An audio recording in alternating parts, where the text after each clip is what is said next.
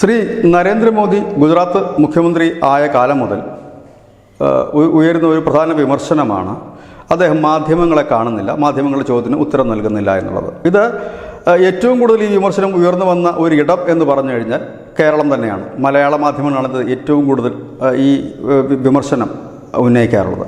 2014 അദ്ദേഹം പ്രധാനമന്ത്രിയായപ്പോൾ ഈ വിമർശനത്തിൻ്റെ മൂർച്ച കൂടി. ഇടത് സൈബർ ഇടങ്ങളും ഒപ്പം തന്നെ തീവ്ര ഇസ്ലാമിസ്റ്റുകളുമൊക്കെ നിരന്തരം പറയുന്ന ഒരു പ്രധാന ആരോപണമുണ്ട്.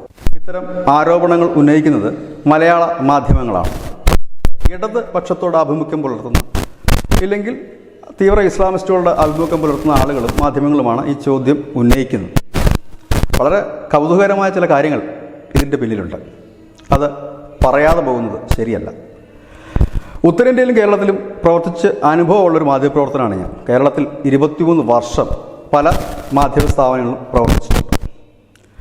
എന്തുകൊണ്ടാണ് പ്രധാനമന്ത്രി നരേന്ദ്രമോദി മാധ്യമങ്ങളുടെ ചോദ്യങ്ങൾക്ക് മറുപടി പറയാത്തത്, അല്ലെങ്കിൽ മാധ്യമങ്ങളെ അടുപ്പിക്കുന്നില്ല എന്നുള്ള ഒരു കാര്യം നമ്മൾ മനസ്സിലാക്കേണ്ടതുണ്ട്. രണ്ടാമത്തേത്, മോദി പറയുന്ന കാര്യം നമ്മുടെ മലയാള മാധ്യമങ്ങൾക്ക് മനസ്സിലാകുന്നില്ല എന്നുള്ളതാണ് യാഥാർത്ഥ്യം. ആദ്യം തന്നെ എന്തുകൊണ്ട് മാധ്യമങ്ങൾക്ക് മോദിയോട് കട്ടക്കലിപ്പ് എന്നുള്ളതിന് ഒരു ചെറിയ വിശദീകരണം നൽകാം. മുൻപ് പ്രത്യേകിച്ച് മൻമോഹൻ സിംഗിൻ്റെ കാലം വരെ മാധ്യമപ്രവർത്തകർക്ക് സുഖവാസമായിരുന്നു നമ്മുടെ പാർലമെൻറ്റിലും ദില്ലിയിലുമൊക്കെ. അന്ന് ദില്ലിയിലേക്ക് പോകാൻ മാധ്യമപ്രവർത്തകർക്ക് വലിയ ഉത്സാഹവുമായിരുന്നു. പറഞ്ഞു കേട്ട തമാശ, കേരളത്തിലെ ചില പ്രമുഖ ചാനലുകളിലെ മാധ്യമപ്രവർത്തകരാണ് ആര് മന്ത്രിയാകണമെന്ന് വരെ തീരുമാനിക്കുന്നതിനുള്ള ഒരു അവകാശം പോലും ഉണ്ടായിരുന്നു. യെച്ചൂരിയൊക്കെ തോളത്ത് കൈയിട്ട് ചായ കുടിക്കുന്ന വിഷ്വൽസൊക്കെ നാം ധാരാളം കണ്ടതാണ്. എന്നാൽ പ്രധാനമന്ത്രി നരേന്ദ്രമോദി 2014 അധികാരത്തിലേറിയതോടുകൂടി തന്നെ ഇത്തരം ആളുകളെ പാർലമെൻറ്റിൽ നിന്നും അടിച്ച് പുറത്താക്കി. പകരം ദൂരദർശനെ അകത്തേക്ക് കയറ്റുകയും അവരെടുക്കുന്ന വിഷ്വൽസുകളും വാർത്തകളും മറ്റുള്ളവർക്ക് നൽകുകയും ചെയ്തു. വാർത്തകൾ നമ്മുടെ ഇഷ്ടത്തിന് നൽകാം, വിഷ്വൽസ് അവിടെ നിന്ന് മാത്രമേ ലഭിക്കൂ. ANIക്കും അങ്ങനെ ഒരു അനുമതി കൊടുത്തു.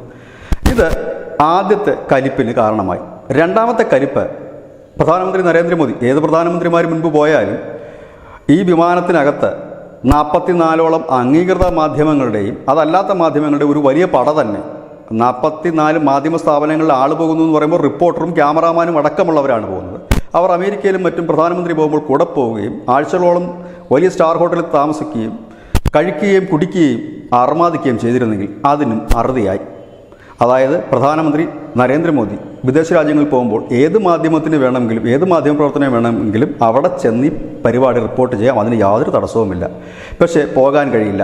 ലോകത്തൊരു റിപ്പോർട്ടറും സ്വന്തം കയ്യിൽ നിന്ന് അല്ലെങ്കിൽ സ്വന്തം പോക്കറ്റിൽ നിന്ന് പണമെടുത്ത് ഇത്തരം പരിപാടികൾക്ക് പോകാറില്ല. സാധാരണഗതിയിൽ നമ്മൾ ചെയ്യുന്നത് നമ്മുടെ മാധ്യമ സ്ഥാപന മേലാളന്മാർക്ക് ഒരു പ്രൊജക്റ്റ് തയ്യാറാക്കി കൊടുക്കും. പ്രധാനമന്ത്രി അമേരിക്കയിൽ പോകുന്നുണ്ട്, ഞങ്ങൾക്കും പോകാൻ, അത് റിപ്പോർട്ട് ചെയ്യാൻ താല്പര്യമുണ്ട്, വലിയ വാർത്തയാണ്, ആ വാർത്തയുടെ ഡീറ്റെയിൽസുകൾ നമ്മളതിൽ ഉൾക്കൊള്ളിക്കും. പകരം അതിൻ്റെ ഒപ്പം തന്നെ അതിനകത്ത് നമുക്ക് പോകേണ്ട എക്സ്പെൻസ്, ക്യാമറാമാനും റിപ്പോർട്ടറും പോകേണ്ട ടിക്കറ്റിൻ്റെ ചാർജ്, എടുക്കുന്ന റൂമിൻ്റെ ചാർജ്, ഫുഡിൻ്റെ ചാർജ്, ഇതെല്ലാം ചേർത്ത് സമഗ്രമായ ഒരു പ്രൊജക്റ്റ് തയ്യാറാക്കി നമ്മളുടെ മേലധികാരികൾക്ക് നൽകും.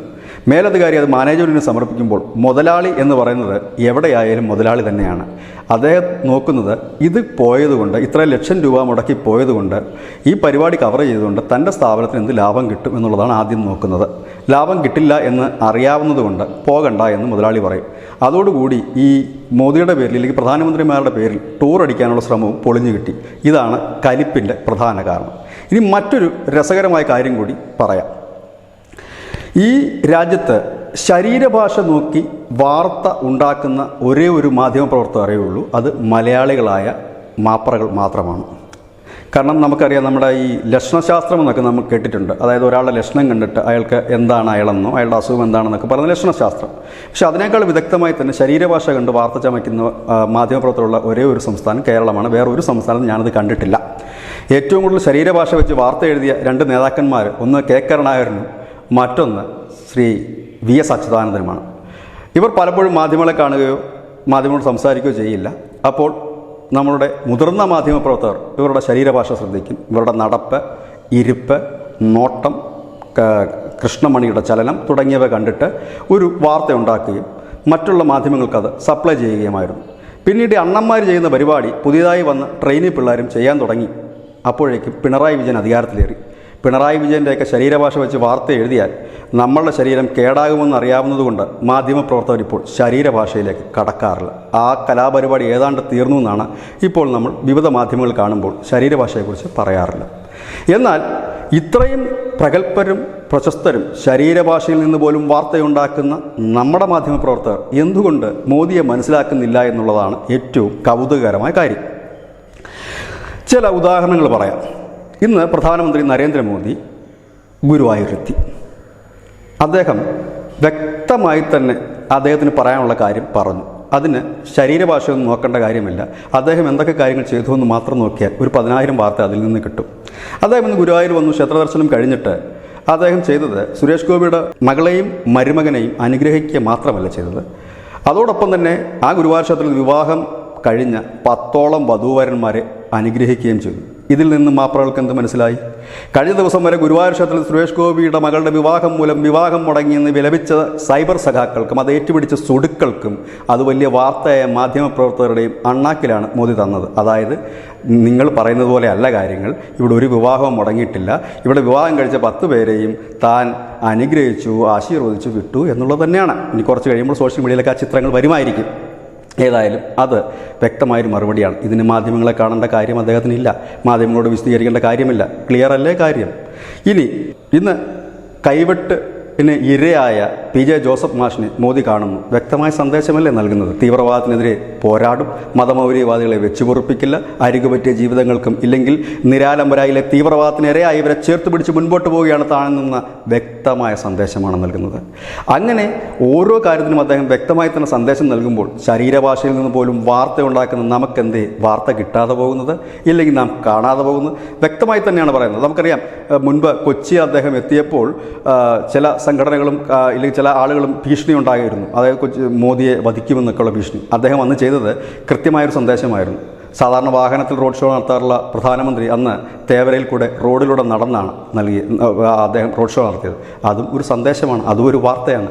അതായത് ഇങ്ങനെയുള്ള കാര്യങ്ങൾ. ഇനി അദ്ദേഹം ഈ ചൈനീസ് പ്രസിഡന്റുമായി കൂടിക്കാഴ്ചയ്ക്ക് തിരഞ്ഞെടുത്ത സ്ഥലം മഹാബലിപുരമായിരുന്നു, തമിഴ്നാട്ടിൽ. എന്തുകൊണ്ടാണ് തമിഴ്നാട്ടിലെ മഹാബലിപുരം തിരഞ്ഞെടുത്തതെന്ന് ചോദിച്ചാൽ അതിന് വ്യക്തമായൊരു കാരണമുണ്ട്. ശ്രീലങ്കയിൽ ചൈന പിടിമുറുക്കുന്ന സമയത്തായിരുന്നു ചൈനീസ് പ്രസിഡന്റിന് മോദിയുമായിട്ടുള്ള കൂടിക്കാഴ്ച മഹാബലിപുരത്ത് നടന്നു. മഹാബലിപുരത്തു നിന്ന് നേരിട്ടൊരു നൂല് പിടിച്ചാൽ എവിടെ എത്തുമെന്ന് ചോദിച്ചാൽ അത് അങ്ങ് തെക്ക് ശ്രീലങ്കയിലെത്തും. അതായത് ശ്രീലങ്കയും തമിഴ്നാടും അടുത്തടുത്ത് സ്ഥിതി ചെയ്യുന്ന 2 സ്ഥലങ്ങളാണ്. വളരെ കുറച്ച് ദൂരങ്ങൾ മാത്രമേ അതിനുള്ളൂ. അതായത് മോദി അതിലൂടെ ശ്രീലങ്കയ്ക്ക് നൽകിയ, ഇല്ലെങ്കിൽ ലോകത്തിന് നൽകിയ, ഇല്ലെങ്കിൽ ചൈനയ്ക്ക് നൽകിയ സന്ദേശം കൃത്യമാണ്. അതായത് തമിഴ്നാട് എന്നും ഇന്ത്യയുടെ അവിഭാജ്യ ഘടകമാണ്. അതായത് പ്രധാനമന്ത്രി എന്ന നിലയിൽ തനിക്ക് എല്ലായിടത്തും ശക്തമായി തന്നെ വേരോട്ടമുണ്ട്. ഈ രാജ്യത്തിൻ്റെ ഭാഗമാണ് തമിഴനും തമിഴിൻ്റെ മണ്ണും. അതുകൊണ്ട് തന്നെ അതിൻ്റെ ചില ഭാഗായി മാറിയിരുന്ന ശ്രീലങ്കയും ഞങ്ങളുടെ അണ്ടറിൽ തന്നെയാണ് എന്ന് വ്യക്തമായി തന്നെ ലോകത്തിന് മനസ്സിലാക്കി കൊടുക്കാനാണ് ആ സ്ഥലം തന്നെ തിരഞ്ഞെടുത്തത്. അങ്ങനെ ഏത് കാര്യങ്ങൾ അദ്ദേഹത്തിന് പരിശോധിച്ചാലും ക്ലിയർ ആയിട്ട് തന്നെ മറുപടികളും കാര്യങ്ങളും എല്ലാം അതിൽ വ്യക്തമായി തന്നെ പറയുന്നുണ്ട്, ഇല്ലെങ്കിൽ അത് മനസ്സിലാക്കി കൊടുക്കുന്നുണ്ട്. സാധാരണ ജനത്തിന് പോലും അത് മനസ്സിലാകുമ്പോഴാണ് നമ്മളുടെ മാധ്യമങ്ങൾ അപ്പോഴും പറയുന്നത് മാധ്യമങ്ങളുടെ ചോദ്യത്തിന് മറുപടി പറയുന്നില്ല എന്ന്. മാധ്യമങ്ങൾ ഈ കഴിഞ്ഞ 10 വർഷത്തിനിടയിൽ കാര്യഗൗരവമുള്ള ഏതെങ്കിലും ചോദ്യങ്ങൾ ചോദിച്ചതായിട്ട് പ്രേക്ഷകർക്ക് തോന്നുന്നുണ്ടെങ്കിൽ നിങ്ങൾക്ക് ഇതിന് താഴെ കമൻറ്റ് ചെയ്യാവുന്നതാണ്. ഇന്ന് വരെ കാര്യഗൗരവമായിട്ട് ഒരു ചോദ്യങ്ങളും ചോദിച്ചിട്ടില്ല. പകരം തങ്ങൾക്ക് താല്പര്യമുള്ള ചില മറുപടികൾ അവരുടെ വായിലേക്ക് തിരികെ വെക്കാനാണ് പലരും ശ്രമിക്കാറുള്ളത്. അതല്ല മാധ്യമപ്രവർത്തനം. നമുക്ക് ചോദിക്കാനുള്ളത് ചോദിക്കാം, അവർക്ക് പറയാനുള്ള അവകാശം അവർക്കാണ്. പകരം ചോദ്യവും ഉത്തരവും നമ്മൾ കണ്ടെത്തുകയും ആ ഉത്തരം അവരുടെ വായിലേക്ക് തിരികെ കൊടുക്കുകയും ആ ഉത്തരം കിട്ടുകയും അതിനെ വെച്ച് അർമാദിച്ച് പല വേർഷനിൽ വാർത്ത ഉണ്ടാക്കുകയും ചെയ്യുന്ന ആ ഒരു രീതി ഇനി മുമ്പോട്ട് പോകുമെന്ന് തോന്നുന്നില്ല. കാരണം മൊബൈൽ ഫോൺ ഉള്ളവനൊക്കെ ഇന്ന് റിപ്പോർട്ടറാണ്, ജേർണലിസ്റ്റാണ്. ഏതായാലും 10,000 ഫോളോവേഴ്സുള്ള ഫേസ്ബുക്കുകൾ ഇന്ന് മാധ്യമമായി മാറുകയാണ്. അങ്ങനെ അനുനിമിഷം മാധ്യമരംഗം മാറി മറിയുമ്പോഴാണ് നമ്മൾ പഴയ ചോദ്യം ആവർത്തിച്ചുകൊണ്ടിരിക്കുന്നത്. ഇതിനോടൊപ്പം ചേർത്ത് വെക്കാൻ പറ്റുന്ന മറ്റൊരു ചോദ്യം കൂടിയുണ്ട്, 15 ലക്ഷം എപ്പോൾ കിട്ടുമെന്ന്. ഈ 2 ചോദ്യം കൂടി എത്ര നാൾ ചോദിക്കുമെന്നറിയില്ല. ഏതായാലും ഇത് പറയാതെ പോകുന്നത് ശരിയുമല്ല. ഇത് തന്നെയാണ് ന്യൂസ്. നമ്മളുടെ പോയിന്റ്. നന്ദി, നമസ്കാരം.